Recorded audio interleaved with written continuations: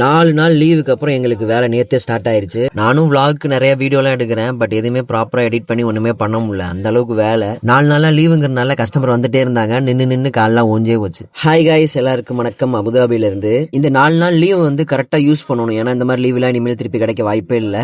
அதனால கிடைக்கிறப்ப நல்லா யூஸ் பண்ணிக்கிறேன்னு சொல்லிட்டு நானும் சிக்கன் மீன் அது இதுன்னு நல்லா வாங்கி சமைச்சு சாப்பிட்டேன். 4 நாள் பிடிச்ச மாதிரி இருந்ததுக்கு நம்ம பட்ஜெட்ல இருந்து ஒரு 50 ரூபா 60 ரூபா கலண்டுருச்சு. இந்த மாசம் பட்ஜெட் கொஞ்சம் டைட்டு தான். கடைசி நாள் லீவ்ல வந்து மீன் குழம்பு தான் வச்சேன். இந்த வெந்தயம் பெருஞ்சோம்பு அந்த மாதிரி ஐட்டம்லாம் போட்டு தாளிச்சுட்டு அப்புறம் சின்ன வெங்காயம் பூண்டு கருவேப்பிலை எல்லாம் போட்டு வதக்கிட்டு தக்காளியும் போட்டு நல்லா வதக்கியாச்சு. தக்காளி நல்லா வதங்கினதுக்கு அப்புறம் மிளகா பொடி 2 ஸ்பூன், மல்லிப்பொடி 2 ஸ்பூன், மஞ்சள் கொஞ்சம், உப்பு கொஞ்சம், இது எல்லாத்தையும் போட்டு பரட்டிட்டு தேவையான அளவுக்கு தண்ணி ஊத்திட்டு அது அப்படியே ஒரு கொதி வந்தோடனே கரைச்சி வச்சிருக்க புளி தண்ணி எடுத்து அப்படியே இதுல ஊத்திட்டு கொதிக்க விட வேண்டியதுதான். இந்த 4 மீன் வந்து குழம்புக்கு, அப்புறம் இது வந்து பொரிக்கிறதுக்கு. அப்புறம் அந்த குழம்பு மீன்லாம் ஒன்னொன்னா எடுத்து அப்படியே அழகா உள்ள போட்டாச்சு. மீன் வறுக்கிறதுக்கு எங்க ரூம்ல இருந்து கடனா ஒரு பேன் வாங்கிட்டு வந்தேன். மீன் குழம்பு சூப்பரா ரெடி ஆயிருச்சு.